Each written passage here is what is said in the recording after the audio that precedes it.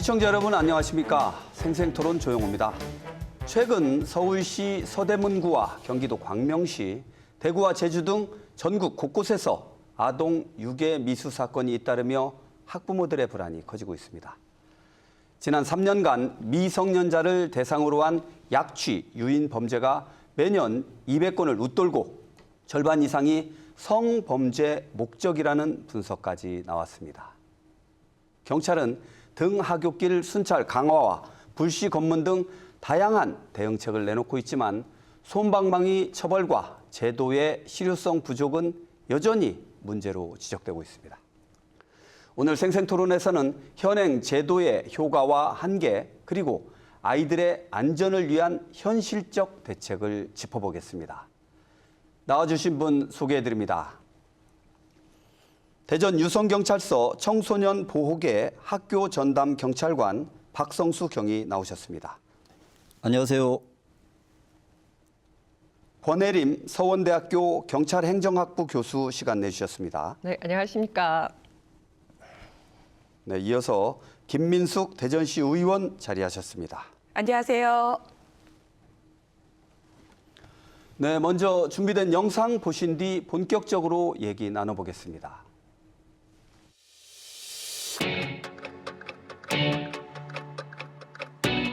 아파트 단지는 안전하다고 믿고 이제 혼자 다니는 경우들이 있는데 이제 그런 소식을 들어서 너무 놀라고. 지금 3학년인데 손녀딸이 맨날 제가 이렇게 케어를 하고 다니잖아요. 혼자 간다는데도 맨날 엘리베이터도 혼자 태우려니 불안하고.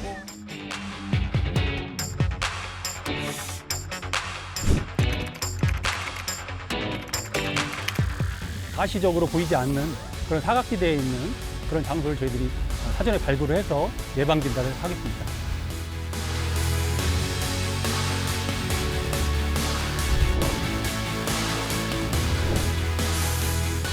유료로 하는 그거 안전지대가 없어서 네, 그래서 뭐라 좀 걱정돼요 지금.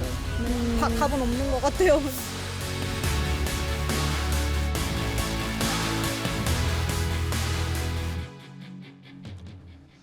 네, 앞서 말씀드렸는데 이제 지난달 서울 서대문구에서 20대 남성 3명이 이 초등학생을 유괴하려다가 이제 미수에 그친 사건도 있었고 이제 전국 곳곳에서 이 비슷한 종류의 사건이 나는 것 같아요. 아이들을 대상으로 한 범죄는 이제 사라져야 되는데 참 걱정이 큽니다. 우선 우리 박성수 경위님께 한번 여쭤볼게요. 이제 대전 지역에서 이제 계시니까 우리 지역을 비롯해서 이제 요즘 최근에 어떤 아동을 대상으로 한 특히 유괴, 미수 어떤 현황이 좀 보이고 있는지 좀 말씀해 주실 수 있을까요? 네. 그 유괴 사건 관련해서 그 양상을 좀 이렇게 좀 분석을 해본 결과 그 특별한 한 해가 2017년에 이제 존재하거든요. 그 2017년 이전까지는 매년 1년에 이제 110여 건 수준의 유괴 사건이 이제 발생을 했고 2017년 12월경에 대법원 판례가 좀 변경이 돼요. 그 뭐냐면은 그 미성년자의 보호 감독자도 미성년자에 대한 약취죄의 주체가 될 수 있다라고 이게 변경이 되고 또 그 무렵 아동학대 처벌법이 순착 개정되면서 신고 의무자의 범위가 확대되는 이유로 2017년 이후부터 이제 꾸준한 증가 추세를 보이고 있습니다. 그래서 그 경찰청 범죄 예방 대응국의 그 보고서에 따르면은 2023년에는 260건, 2024년에는 236건, 그리고 올해에는 8월까지 173건으로 올해 건수를 연간 환산해 본 결과 259.5건이 이제 발생한 것으로 확인이 됐습니다. 그리고 이제 대전의 경우를 이렇게 좀 살펴보면 작년 24년부터 최근까지 총 7건의 약취 유인 사건이 발생을 했는데 이것도 보면은 그 양육 분쟁 중에 발생한 이제 보호자 간에 발생한 사건이었고요. 다만 올해 2월 초 그 대전의 한 초등학교에서 그 학생을 유인해서 살해했던 그런 사건이 있었지 않습니까? 그 사건 같은 경우도 특정 범죄 가중처벌법상 약취 유인, 영리 목적 약취 유인죄로 이제 적용을 했지만서도 그 신분 관계 등을 고려했을 때는 일반 유괴 사건과는 좀 차이가 나는 사건이라고 이제 분석을 하고 있습니다. 그래서 다음으로 이런 원인에 대해서 좀 분석을 해본 결과 아무래도 2017년도에 신고 의무자의 그 확대되는 경향, 그리고 뭐냐면은 또 SNS 그 채널이 다양화되면서 그 시민분들께서는 그 정보를 취득할 수 있는 그런 그 채널이 좀 다양화되다 보니까 좀 많이 이렇게 접하게 되는 거고요.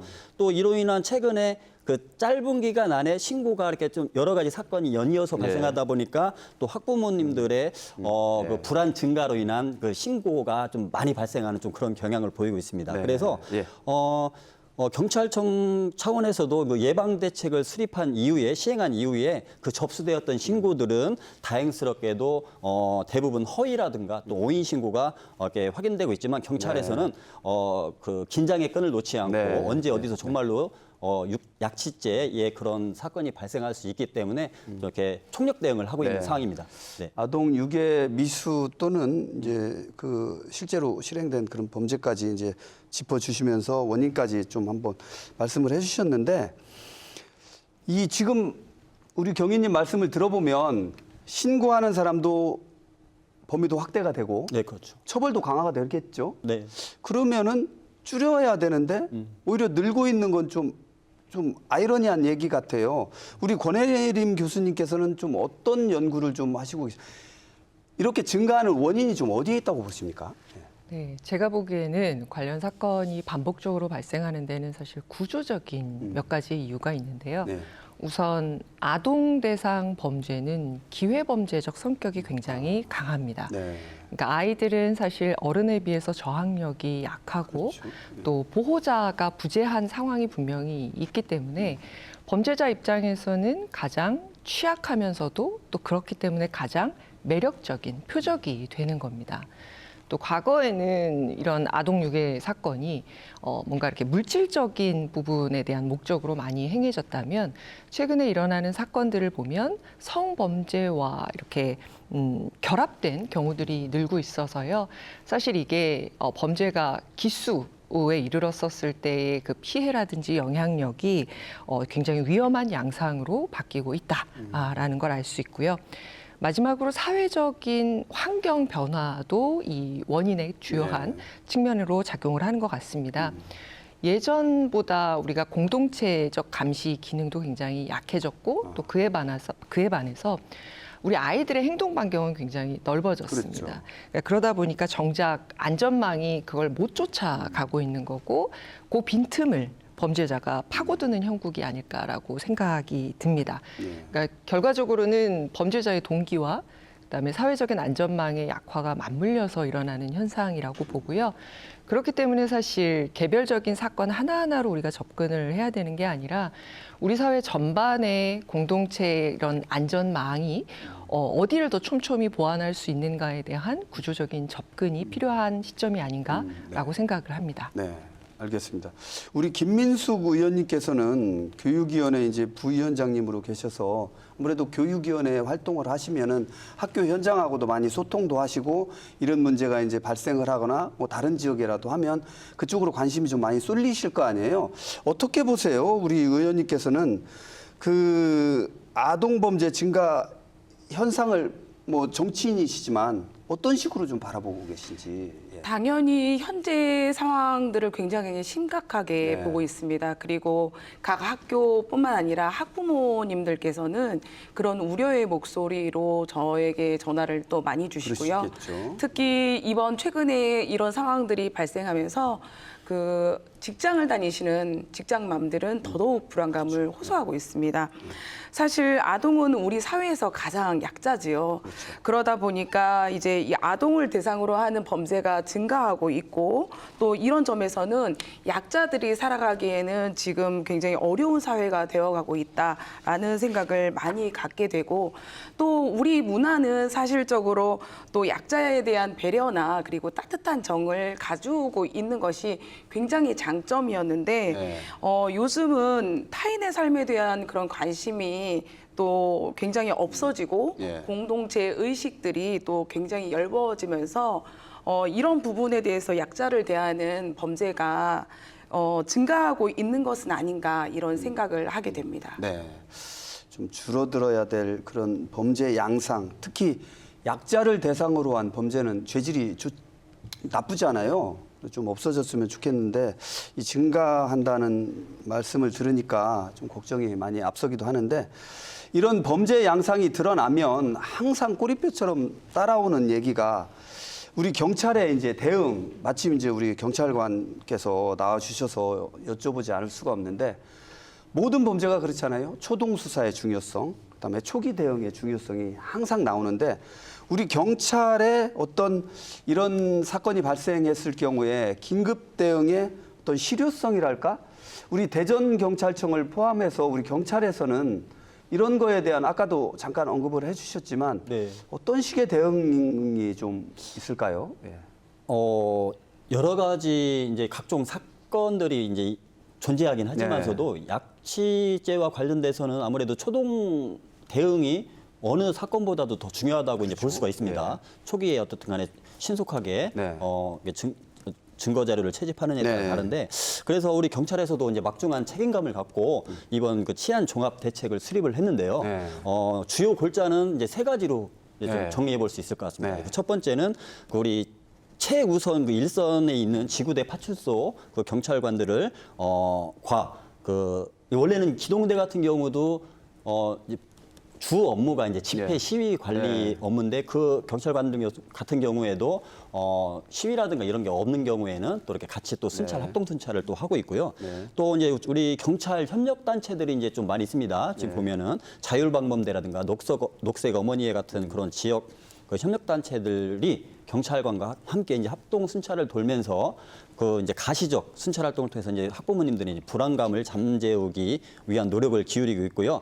또 한편으로는 이런 경찰들이 곳곳에 학교 주변, 아동 주변에 있음으로 인해서 그 잠재적 그 범죄자들에게는 또 사전에 그런 범죄를 좀 예방하는 그런 효과를 좀 기대하고 있습니다. 그리고 두 번째로는 경찰서에는 또 범죄 예방 진단팀이라는 또 그런 부서가 있어요. 이제 그런 부서를 통해서 또 지자체, 학교 등 관계기관과 합동으로 학교 주변에 대한 특별 범죄 예방 진단을 실시를 해서 위해 요소를 점검하고 또 취약 개소에 대해서는 즉시 시설 개선을 추진하는 그런 환경 개선 사업을 좀 추진하고 있고요. 또 마지막으로는 교육청 각급 학교와 협업을 해가지고서는 유괴, 납치에 대한 경각심을 제고하고 예방 요령 숙지를 위한 가정통신문을 통해서 홍보 활동을 전개하고 있고요. 또 이제 학교 전담 경찰관 같은 경우에는 또 이렇게 모든 초등학교를 방문해서 범죄 예방 집중 교육을 실시해서 범죄 대처 능력을 좀 향상시키는 좀 그런 노력을 지금 기울이고 있습니다. 우리 박성수 경위님께서 경찰에서 이제 마련하고 있는 다양한 어떤 대책을 이제 말씀을 해주셨는데 이 경찰관 분들도 참 현장에서 겪는 어려움이 많이 있지 않습니까? 뭐 이런 뭐 단편적인 그런 범죄만 다루는 게 아니고 종합적인 어떤 치안을 위해서 힘쓰시는데 그렇게 이제 하시지만 우리 경찰의 어떤 인력의 문제도 있을 수가 있고요. 예산의 문제가 뒤따를 수도 있잖아요. 여러 가지. 그래서 이런 마련해 주신 어떤 그런 대책으로 인하여 좀 범죄가 줄어들면 다행이지만 또 현장에서는 또 그렇지 않다는 목소리도 나오거든요. 우리 권혜림 교수님께서는 어떻게 보세요? 우리 경찰행정학부 교수님으로서 이런 어떤 경찰의 어떤 대응책 좀 나름대로 평가를 해주실 수 있을까요? 평가라고 어떻게 감히 그 노고에 제가 감히 평가를 내리겠습니까? 많은 사실 우리가 어떤 사건이 터졌었을 때 긴급하게 그에 대응하는 체제는 결국에는 경찰 인력이나 예산과 관련된 부분일 겁니다. 그렇죠. 그러니까 현대사회에서 범죄가 증가하면서 해야 할 역할들은 너무나 많아지고 있는데 그 부분에 대한 충분한 지원이 없으면 거기서 내놓을 수 있는 대안의 어떤 실효성 역시 떨어질 수밖에 없고요. 그래서 많은 부분 새롭게 또 계획을 수립하셨다고 하니 정말 지지하고 응원하는 마음이고요. 다만 우리가 사건 발생 이후에 이렇게 긴급하게 어떤 대응책을 세우는 것만큼이나 사건을 좀 미리 차단할 수 있는 시스템을 장기적인 관점에서 구축해야 할 시점이 아닌가라는 생각을 해봤습니다. 왜냐하면 아동을 대상으로 한 범죄는 재범률이 굉장히 높습니다. 그러면 실제 이런 재범 방지를 관리하기 위한 체계를 구축하는 데에 있어서 관련 유관기관과 어떻게 좀 상시적으로 협업을 할 것인가에 대한 부분도 좀 고민을 하셔야 될 것 같고요. 또 이런 그 아동유괴 사건 같은 경우에는 사실 상황이 우리가 긴급하다고 하여 대응이 긴급하면 안 되는 거잖아요. 그래서 그러기 위해서라도 일어날 수 있는 예상 시나리오별로 뭐 지구대 단위, 경찰서 단위별로 이렇게 대응 훈련을 상시화하는 것도 굉장히 중요하지 않을까라는 그런 생각을 해봤습니다. 네. 어떤 경찰 일선 현장에서의 그런 대응이 좀 이렇게 좀 어떤 유관기관과의 협조를 비롯해서 다양한 방식으로 좀 전개가 돼야 된다. 이런 식의 말씀으로 좀 이해를 할 수 있을 것 같은데 우리 김민숙 의원님께는 그걸 한번 여쭙고 싶습니다. 아무래도 의회에 계시니까 제도를 다루시는 분이시잖아요. 이런 어떤 경찰의 긴급 대응의 어떤 이런 대응이 일시적 또는 한시적으로 그치지 않고 더 어떤 범죄를 예방하고 범죄가 일어났을 경우에 어떻게 대응할지 이런 걸 하려면 어떤 제도적 개선이 좀 필요할지 좀 말씀이 가능할까요? 네. 네, 지금 말씀해 주셨던 것처럼 긴급 대응은 말 그대로 굉장히 긴급하게 대응하기 위해서 또 자원을 쏟겠다라는 것이죠. 네. 일상적으로 이러한 대응들이 또 가능하도록 하려면 아까 교수님께서 말씀하셨던 것처럼 어떤 대응 태세를 좀 갖출 필요가 있다라고 생각을 하고요. 네. 현재 경찰 인력으로는 사실 인력이 굉장히 부족할 것 같습니다. 그래서 아까 우리 경위님께서 말씀해 주셨던 것처럼 자원봉사 활동이라든지 이런 인력들과 또 우리 지역 사회 안에서 같이 협력해서 또 만들어갈 수 있는 것들이 우선적으로 좀 필요할 거라고 생각을 하고 그런데 또 한편으로는 단속과 감시의 위주의 방식으로는 한계와 또 부작용이 있다라고 또 생각도 합니다. 그래서 범죄가 발생하기 어렵도록 또 이런 환경을 개선하는 것도 필요하고 또 무엇보다 주변에 아이들에게 일어나는 일들에 대해서 저희가 먼저 관심을 갖는 것이 매우 중요한 지금은 시기이다 이렇게 보고 있습니다. 어느 때보다 아이들에 대한 그런 시선들이 조금 더 이렇게 가서 또 우리가 보호할 수 있는 영역 안에서 우리가 안전하게 만들어가는 그런 사회적인 분위기를 만들어줘야 하는 것이 가장 중요하다고 생각을 합니다. 네, 알겠습니다. 지금 아동 우리 유괴 미수 말씀을 나누고 있는데 이런 범죄가 나면 이제 처벌에 대한 얘기가 이제 자연스럽게 이제 나오잖아요. 그런데 이제 아동 유괴 미수 사건의 경우에는 법적 처벌 수위 그리고 이제 수사에서 어려움이 있다는 지적이 좀 있습니다. 그러니까 미수니까 뭐 양형이라든지 여러 가지 뭐 한계가 있을 수 있잖아요. 어떻게 보세요? 우리 권혜린 교수님께서는 현행 법상 처벌 기준이 어떻게 마련돼 있고 좀 뭐 개선의 여지가 좀 필요하겠죠? 예. 네, 현행 형법상 미성년자 약취 유인에 대해서는 10년 이하의 징역에 처하고 있고요. 또 미수범도 처벌을 하고 있습니다. 네, 현실에서는 사실 실형 선고율이 20% 정도밖에 되지 않고요. 또 상당수가 집행유예로 끝나는 경우가 많습니다. 여기에는 아까 사회자분 말씀하셨듯이 뭔가 아직 범행이 완성되지 않았다. 그렇죠. 그에 따라서 피해가 뭐 경미하다라는 결과 중심의 논리로 보니까 문제인데 사실 저는 개인적으로 아동 범죄는 이 논리로 접근을 해서는 안 된다고 생각을 합니다. 사실 아이가 그 상황에 직면해서 놀란 순간부터 저는 아이에게는 범죄의 피해가 시작되었다라고 봅니다. 또 이 피해가 그러면 아이에게만 국한되는 문제이냐? 저는 그리 보지 않습니다. 뭔가 아이를 밀착 보호할 수 없는 그런 부모 역시 정말 매일같이 불안이나 또는 무력감에 시달려야 되는 정신적인 피해자가 되는 겁니다. 그래서 저는 사실 지금의 형량이 뭐 부족하다, 더 강하게 처벌해야 한다 이런 걸 주장하는 게 아니라 뭔가 아동을 대상으로 한 미수범에 있어서는 그 위험성과 그리고 사회적 해악성을 그래도 조금은 더 무겁게 평가해야 되지 않을까 그 부분을 좀 강조하고 싶습니다. 이게 말이주와 미수지 당한 피해를 본 아동이라든지 그 학부모의 입장에서는 진짜 씻을 수 없는 상처거든요. 그리고 시간이 지나서 이게 뭐 잊혀지는 그런 게 아니잖아요. 그래서 어떤 처벌의 필요성, 강화의 필요성 이런 것도 이제 얘기가 나오는 부분인데 이런 말씀을 이제 나누다 보면 우리 현장에서 느끼시는 어떤 경찰관들의 어떤 어려움이라든지 수사 현장에서 느끼는 한계, 잡아서 네. 이제 처벌을 받게 하는데 뭐 아까 말씀하셨듯이 집행유예로 나온다든지 이러면 네, 좀 네, 허탈하실 것 같아요. 네, 맞습니다. 어떠세요? 네.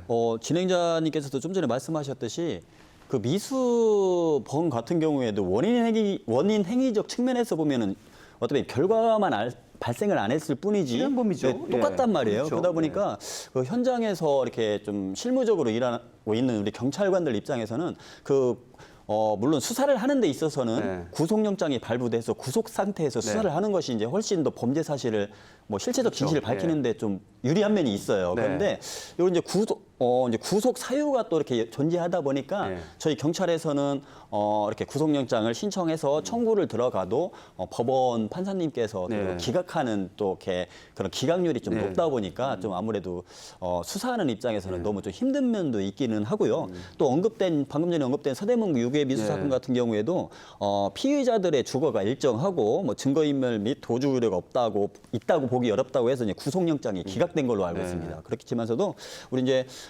경찰에서는 피해 아동에 대한 뭐 추가 위해 가능성이라든가 아니면은 다른 아동에 대한 재범 위헌성 등이 이제 면밀히 또 고려를 해서 철저하게 이제 수사하겠다라는 엄정 대응하겠다라는 좀 그런 방침을 기본으로 하고 있습니다. 예. 뭐 어떤 범죄가 일어났을 경우에 이제 말씀하셨듯이 이제 구속영장을 이제 신청을 했을 경우에 법원에서도 여러 가지 상황을 고려를 해서 영장을 기각하거나 뭐 네, 네. 인용하거나 이제 그럴 거 아니에요.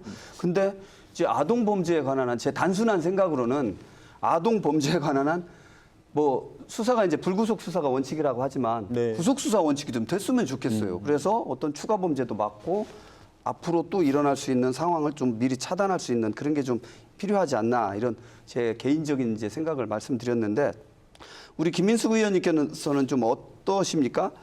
이 처벌 형량 강화 지금 말씀을 해주셨지만 교수님 어떠세요? 이 강화해야 된다는 데는 뭐 이견이 없으실 것 같은데 어떠세요? 네, 맞습니다. 형량의 강화도 굉장히 필요한 조치라고 생각하고 있고요. 근데 그보다 더 필요한 것은 신속하고 또 엄정한 법 집행이라고 생각을 합니다. 아마 다 동의하실 거라고 생각하고요. 미디어에서 보여지는 그런 이미지가 미치는 영향이 매우 큽니다. 요즘에는 특히나 더요. 최근 벌어진 유괴 미수 사건에 대해서 국민의 한 사람으로서 사실 황당한 것은 범죄인들에 대한 경찰의 구속영장이 또 기각됐다는 점이었습니다. 네. 물론 구속 여부와 또 유무죄는 다르게 또 봐야 하는 부분들이 분명히 있겠지만 이번에 구속영장 기각은 잠재적 범죄자들에게 오히려 용기를 줬을 수도 있겠다라는 그런 생각도 한번 해보게 되었습니다. 네. 또 강화해야 한다라는 이유가 단순히 유괴는 유괴로 끝나지 않고 성범죄나 다른 범죄들로 연결이 또 될 수 있기 네, 때문에 그렇죠. 더더욱 더 강화시켜야 된다라는 생각을 또 가지고 있고요. 또 이런 부분들이 밖에서 강력한 처벌을 내려야만 된다. 그리고 아까도 말씀하셨지만 사실 아이나 부모나 모든 가족 모두가 사실 상처를 받고 이것이 단순한 그냥 한 개의 사건으로 끝나지 않기 때문에 네. 더더욱 강화해야 한다라는 입장을 갖고 있습니다. 네. 그 이제 처벌에 대한 말씀을 나눴는데 이 아동 범죄를 예방하기 위해서 경찰이나 어떤 그 우리 수사 당국에서 지금 하고 계신 제도가 그 지금 활동을 하고 계시잖아요. 학교 전담 경찰관 맞습니다. 제도 네. 이제 SPO라고 예, 예. 이제 이렇게 하고 있는데 그와 관련해서 이제 아동 안전 지킴이 제도도 있고 이제 네. 다양한 정책을 펴고 계신 것 같아요. 네, 네. 일단 우리 박경희님께서 이 학교 전담 경찰관으로 활동을 하시는 마당이니까 네. 어떠세요? 직접 활동을 해보시니까 좀 어떤 그 자부심도 있으실 테고 좀 범죄 예방 효과에다가 기여를 하고 있다는 그런 생각이 좀 있으실까요? 어떠세요? 네, 이제 제가 경찰 생활을 하면서 네. 과학 수사를 12년간 하다가 이제 네. 학교 전담 경찰관으로 네. 이제 보직을 이동한 지 한 5년 정도 됐는데요. 네. 결론적으로 말씀드리면 뭐 다시 태어나도 학교 전담 경찰관 아. 네, 그런 좀 마인드를 가지고 그 우리 네. 아이들과 되게 소통을 하고 또 아이들의 이제 범죄 예방을 위해서 강의를 또 많이 나가고 있는데요. 저희가 이제 학교폭력 예방법상 또 우리 그 대전 같은 경우에는 그 학교전담 경찰관에 이제 31명이 좀 활동을 하고 있습니다. 네. 예, 그래서 저희 유성 같은 경우는 7명이 이제 많지는 않으시네요. 네, 맞습니다. 그렇게. 그러다 보니까 한 1인당 평균 9.8개 많이 교육을 담당하고 있는데 학교폭력 예방법상에는 1년에 2회 정도 학교폭력 예방에 대한 강의를 실시하도록 의무화가 돼 있어요. 그런데 좀 이게 보면은 학교폭력 예방만 강의를 하는 게 아니라 요즘 청소년들 사이버 도박 뭐 사회적으로 문제가 여러 되고 가지, 있잖아요. 예. 그럼 또 사이버 도박에 대해서 또 강의를 해야 되고 딥페이크가 또 사회적으로 문제가 되면 또 딥페이크를 강의를 해야 되고 뭐 디지털 성폭력, 사이버 폭력 여러 가지를 하다 보니까 좀 강의가 좀 많은 편이에요. 네. 그렇지, 많은 편이고 저 같은 경우는 또 강의하는 걸 좋아하기 때문에 이렇게 좀 힘들어도 열심히 하고 있는데 네. 그렇다 보니까 좀 문제점이라고 하면은 좀 질보다는 그러니까 그 강의를 통해서 아이들이 학교 폭력을 예방하고 사이버 도박을 예방해야 된다는 궁극적인 목적을 위해서 강의를 해야 되는데 좀 이렇게 좀 양적으로 해야 되니까 좀 해야 된다는 좀 그렇게 네. 좀 단점이 있고요. 그리고 최근에 또 우리 또 좋은 사례가 있습니다. 네. 이제 학교 폭력 예방을 그냥 강의하는 데 있어서 이제 여러 가지 방법이 있지 않습니까? 그래서 이제 대전 같은 경우에도 이제 VR을 통해서 간접적으로 VR을 그 기계를 쓰면은 내가 이제 학교 폭력에 대해서 가해자가 될 수도 있고 피해자가 그런 간접적으로 체험을 할 수 있는 좀 그런 기계가 있어요. 그러다 보니까 저 개인적인 생각이지만 이런 거를 또 약치 유인과 관련된 또 그런 시뮬레이션을 그 프로그램을 장착시켜서 또 아이들한테 이렇게 주입식 위주의 강의가 아니라 그런 간접 체험을 통해서 각계 상황에 맞게 좀 대처하는 능력을 좀 기르면은 좀 더 이런 강의의 효과가 높지 않을까라는 좀 생각을 해봅니다. 네. 네. 우리 경위님께서 학교 전담 경찰관의 어떤 역할과 이런 어떤 효과에 대해서 이제 말씀을 해주셨는데 이게 다양한 교육을 이제 펼치고는 계신다고는 하지만 이게 현장에서 제대로 작동이 될지도 의문이고 뭐 이제 이런 것도 있잖아요. 열심히 노력은 하시지만 이런 학교 전담 경찰관의 범죄 관련 예방 교육 이런 거에 대한 뭐 좀 한계가 좀 있을 수 있을 것 같습니다. 어떻게 보세요, 교수님? 예.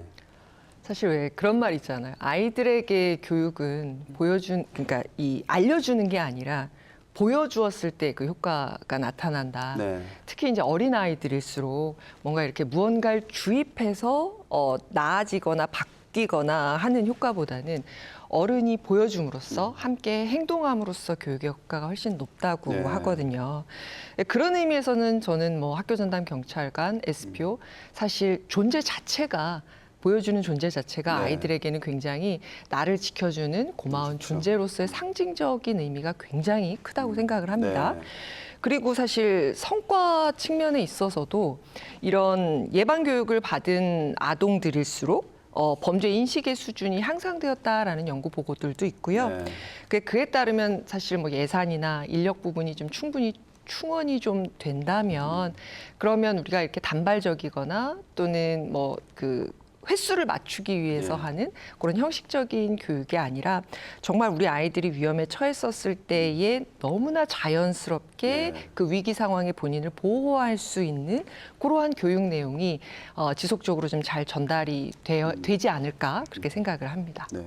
이런 교육이 제대로 잘 전달되고 하려면 아무래도 인원의 문제, 예산의 문제를 수반해서 다루어야 하셔야 될 분들이 우리 또 시의회 분들, 교육위원회 특히 중요하신 역할을 하고 계시잖아요.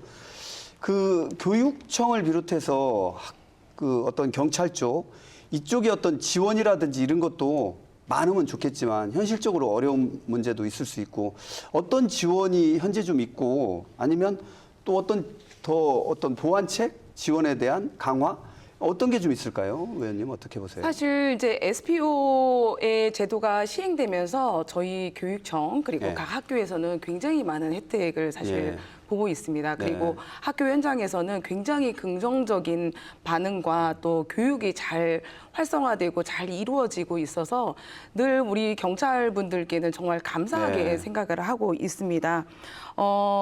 또 아까 말씀하셨던 것처럼 저도 똑같은 생각인데 이러한 그 교육이 너무 많아지면서 네. 사실 양으로 약간 승부한다 이렇게 보여질까봐 그 나름의 걱정이 되기도 합니다. 적은 인원수로 네. 많은 학생들을 전부 다 교육을 해야 되니까요. 그래서 그런 부분에 대해서 약간의 우려도 좀 있고요. 그리고 유괴와 관련해서는 새로운 범죄 유형에 대해서 아동들이 쉽게 이해할 수 있는 아까 말씀하셨던 것처럼 그런 교육에 대한 콘텐츠를 개발한다든지 아니면 새로운 그런 교육들이 또 현장 안에서 잘 이루어지면 좋겠다. 거기에 발맞춰서 우리 교육청에서도 해야 하는 부분들을 또 같이 함께 예산 지원이라든지 이런 부분들이 활발하게 소통되면서 예. 이루어져야 한다고 생각을 합니다. 네, 우리 학교 전담 경찰관 제도와 아울러서 아동안전 지킴이 제도라는 것도 있잖아요. 네. 교수님 어떠세요? 이 아동안전 지킴이 제도의 활성화 방안이 좀 있을까요? 뭐 단순히 노인 일자리를 창출하기 위한 그런 제도냐, 뭐 이제 이런 어떤 비판의 목소리도 있지 않습니까? 어떻게 보세요? 사실 이제 아동 안전 지킴이 제도도 저희가 이렇게 골목 상권에서 만날 네. 수 있는 뭐 편의점이나 약국이나 문방구나 이렇게 아동 안전 지킴이 집 이렇게 명패를 붙이는 네. 방법이 있고 또 우리 학생들 등하교 시간에 이렇게 나와서 지켜봐주는 형태도 있고 굉장히 제도적으로 또 나름 열심히 고심해서 현장에서 제도들이 변화하고 있는데요. 네. 문제는 이 지표 자체가 사실 행안부에서 매년 발표하는 지역 안전 지수에도 네.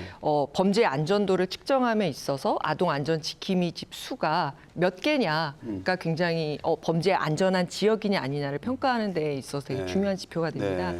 근데 전 지역에 걸쳐서 사실 이 아동 안전 지킴이 집에 대한 개수가 줄어들고 있거든요.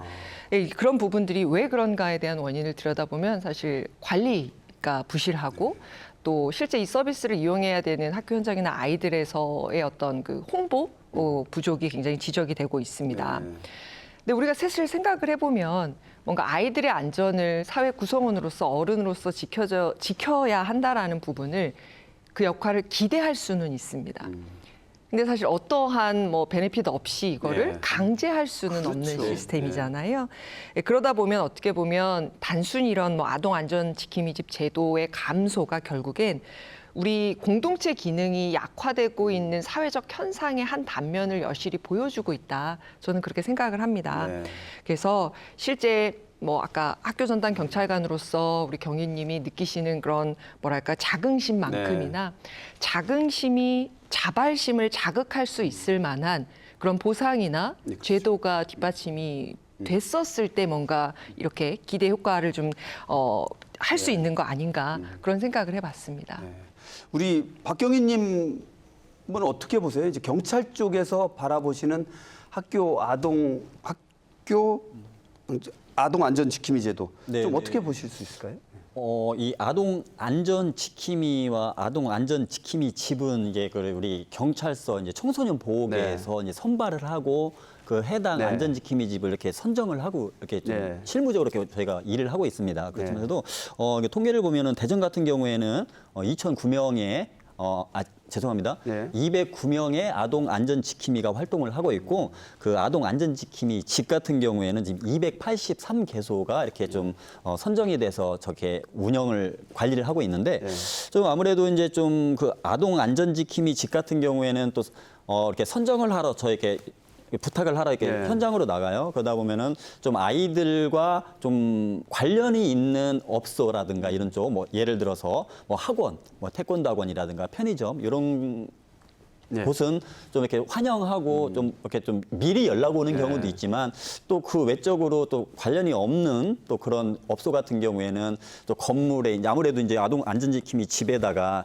이런 둥그런 형태의 그런 걸 부착을 하기 때문에 좀 건물의 좀 미관을 좀 훼손시키고 하다 보니까 좀 참여율이 또 저조한 좀 그런 것도 있는데 좀 교수님 말씀대로 이런 게 어떻든가 나하고는 직접 관련이 없기 때문에 나는 뭐 필요 없어라고 하지 마시고 그런 공동체 의식을 가지고 이렇게 좀 협조를 해주신다면은 좀 아무래도 저희 우리 사회가 더 안전한 사회가 네. 되지 않을까 하는 좀 바람을 좀 해봅니다. 네, 예. 알겠습니다. 우리 김 위원님께서는 어떻게 보세요?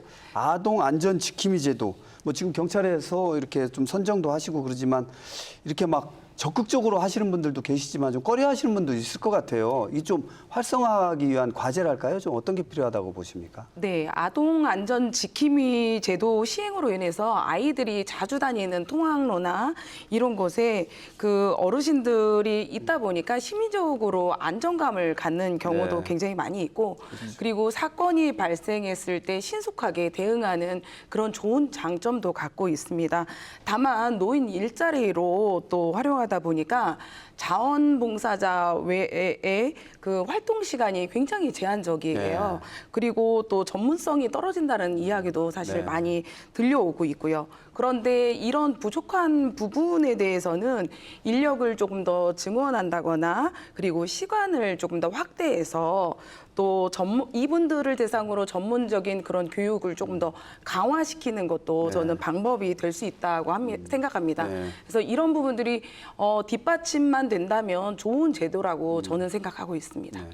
이 좋은 제도인 만큼 좀 참여율도 좀 높이고 그분들에게 무조건적인 봉사를 또 요구할 수는 없잖아요. 네. 다양한 동기부여책이라든지 지원책이 좀 필요할 것 같은데 이런 어떤 제도와 함께 우리가 요즘에는 이제 통신기술의 발달, 그다음에 여러 가지 이제 그 기술의 발달을 통해서 다양한 장치들을 이제 활용을 하고 있지 않습니까? 뭐 아까 도입 영상에도 보여드렸듯이 뭐 애플리케이션을 깔거나 뭐 이렇게 네. 도움을 받고 있는데 이런 어떤 경찰의 입장에서 보실 때 그 좀 활용 가능한 어떤 뭐 장치라든지 아니면 실제 수사에 어떤 식으로 활용되고 있는 장치라든지 네. 이런 게 좀 있을까요? 소개시켜 주실 만한? 대전시 같은 경우, 서울시 같은 경우에는 그 초등 안심벨이라고 그래가지고서는 네. 지금 현재 2025년 5월에 1, 2학년 11만 명 대상으로 해서 그 초등 안심벨을 좀 지급을 네. 했어요. 그래서 초등 안심벨 같은 경우에는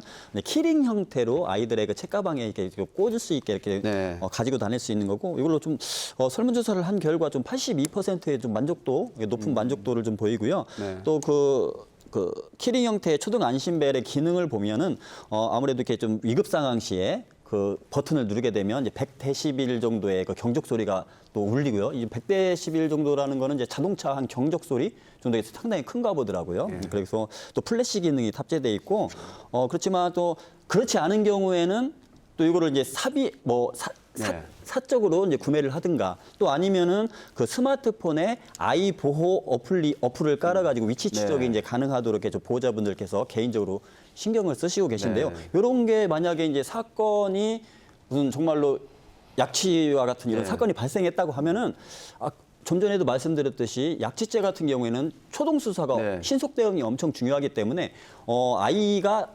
마지막으로 어느 위치에 있었는지, 그렇죠. 예. 아니면은 이동 경로가 어떻게 되는지에 따라서 우리 이제 뭐 지역 경찰이라든가 형사분들께서 아무래도 그 아이가 있던 위치 주변에 또 다른 CCTV라든가 네. 목격자, 아니면은 또 그 범인이 아이를 또 유괴하면서 납치하면서 좀 이렇게 뭐 흘리고 갔을 그 증거물들을 네. 또 이렇게 채집을 해서 또 우리가 이제 감식을 통해서 네. 또 이렇게 범죄를 해결하는 데 큰 역할을 하기 때문에 네. 아무래도 이런 어플리케이션 그 기능 같은 경우는 상당히 중요하다고 제가 생각을 하고요. 네.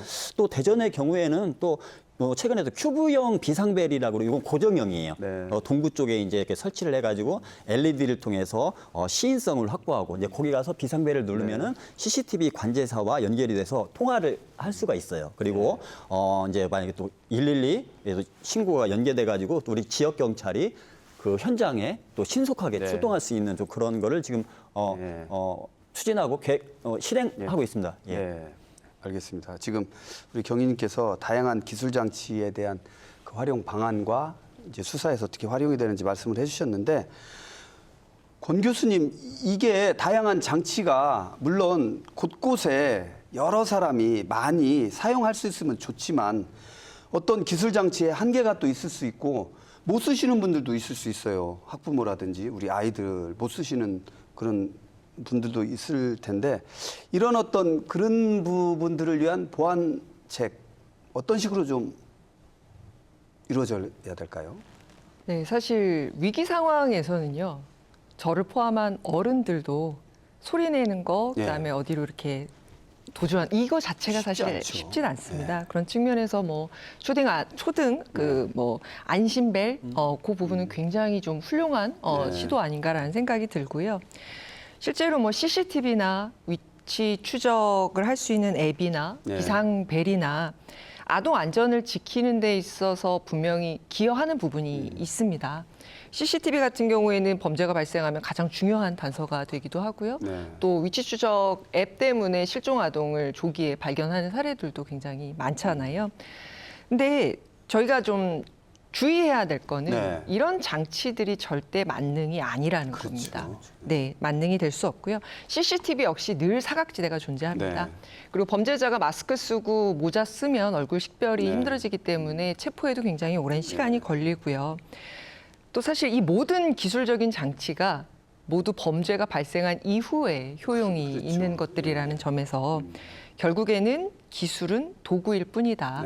그러면 우리가 효과적으로 이렇게 막기 위해서는 기술뿐만 아니라 실제 이런 인적인 대응 체계나 또는 공동체의 참여가 뒷받침이 되었었을 때에 이런 부분들의 진정한 안전망을 만들 수 있다고 저는 생각을 합니다. 네, 알겠습니다. 어떤 이런 기술 장치의 활용이 진짜 그야말로 활용이 안 되면 좋겠어요. 안 돼서 이제 범죄가 이제 차단이 돼서 활용 안 하고 안심하게 우리 아이들이 지낼 수 있는 환경이 되는 게 가장 좋은데 참 이런 얘기를 하는 것 자체가 좀 뭐 그렇기는 하지만 그래도 뭐 이런 범죄가 나타나니까 어쨌든 예방을 해야 되고 나타났을 경우에 또 처벌도 해야 되는 문제가 있지 않습니까? 우리 김민숙 의원님께는 그걸 한번 여쭙고 싶습니다. 지금 아까 영상에서도 보여드렸는데 이제 불안하니까 학부모들께서 개인적으로 사적으로 여러 가지 장치들을 많이 사시기도 하고 뭐 요즘에 휴대전화로 다 뭐 이제 하고 그런데 이게 거의 내 사비를 들여서 해야 되는 경우가 많잖아요. 이런 거에 대한 어떤 뭐 국가적인 지방정부 차원의 지원 이런 게 좀 있나요? 혹시 뭐 있다면 좀 소개를 해주셔도 좋고요. 네, 지금 현재 우리 교육청에서는요, 아까 비슷한 뭐 부분일 수 있지만 초등학교 학생들 등하교 안심 알림이의 시스템을 지금 도입해서 사실 저소득층 아이들에게만 지금 현재는 지원되고 있습니다. 내년에는 예산을 조금 더 확보해서 더 많이 확대할 예정이고요. 그리고 또 모든 초등학교에 설치된 CCTV에 관련해서 학교당 4대를 지금 대전시 스마트 도시 통합센터라는 게 있어요. 거기에서 24시간 동안 저희가 실시간 지금 관제를 하고 있고요. 이번 최근에 이제 아동 대상 유괴 납치 사건 이후에 초등학교 CCTV나 아니면 그 지역에 인근 지역에 있는 CCTV에 대해서 모니터링을 조금 더 강화하는 것을 저희가 요청한 상태입니다. 학생들을 보호하기 위해서는 사실 각종의 어떤 기술적인 부분이라든지 제도적인 노력도 과거부터 계속적으로 이제 개선되어 오긴 했는데 이번 사건들을 계기로 인해서 여러 정책과 제도들을 그런 재점검하는 그런 계기로 좀 삼아야겠다라는 생각을 가지고 있고요. 특히 핸드폰은 아이들이 많이 가지고 있기 때문에 어떤 위치 추적의 요건들을 조금 더 간소하게 한다든지 아니면 경찰의 CCTV 확인하는 것을 조금 더 그런 권한을 확대한다든지 또 범죄 예방에 도움이 되는 이런 장치에 활용할 수 있는 그런 제도나 법령, 이런 조례 이런 것들을 개정하는 게 좀 필요한데 또 이렇게 필요함에도 불구하고 또 개인정보에 대한 부분들이 또 민감하게 다뤄져야 되기 때문에 이런 부작용을 조금 더 고려해서 조심스럽게 지금 접근하려고 하고 있습니다. 네. 알겠습니다. 말씀 감사합니다. 저희가 준비한 시간이 거의 다 되고 있는데요. 마지막으로 세 분께 결국에는 우리 미래인 아동의 어린이의 안전을 위해서 지금 이런 말씀을 나누고 있는 거 아닙니까? 가장 시급하게 해결해야 될 게 무엇인지 세 분께 차례로 한번 여쭤볼게요. 시간 관계상 핵심적인 말씀 부탁드리고요. 우리 박성수 경위님께 우리 아동 안전을 위한 가장 시급한 과제 어떤 걸 좀 꼽을 수 있을까요? 저는 학교 전담 경찰관으로서 근무를 하면서 이제 제가 개인적으로 이제 가장 좋아하는 네. 말이 뭐냐면은 소녀는 결코 혼자 자라지 않는다라는 네. 그런 말을 좋아합니다. 그렇다 보니까 물론 단편적으로 뭐 일시적으로 한시적으로 우리가 이런 논의를 하고 그런 제도적 보완을 예. 고민하는 것들이 예. 앞으로도 각계 이런 언론, 학계, 네. 우리 시의회에서도 지속적인 관심을 가져야지만이 네. 이런 범죄로부터 우리가 안전한 사회가 되지 않을까 하는 그런 좀 네. 희망을 가져봅니다. 네, 알겠습니다. 지속적인 관심 가장 이렇게 좀 그 귀에 쏙 들어오는 말씀인데요. 우리 저 권혜림 교수님께도 아동 안전을 위한 제도 개선 가장 시급한 거 어떤 걸 좀 꼽을 수 있을까요? 가장 먼저.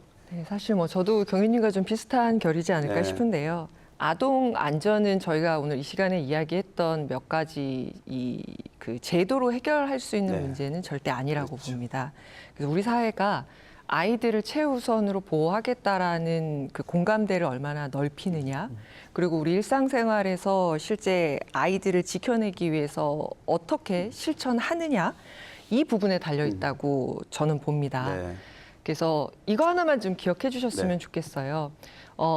여러분들이 관심을 갖고 바라봐주는 그 시선이 CCTV 몇 대의 효과를 낼 수 있습니다. 그렇죠. 아동 안전을 지킴에 있어서 내 아이처럼 따뜻하게 관심 가져주시고 지켜봐 줄 수 있는 네. 그런 사회가 되기를 바랍니다. 네, 알겠습니다. 감사합니다.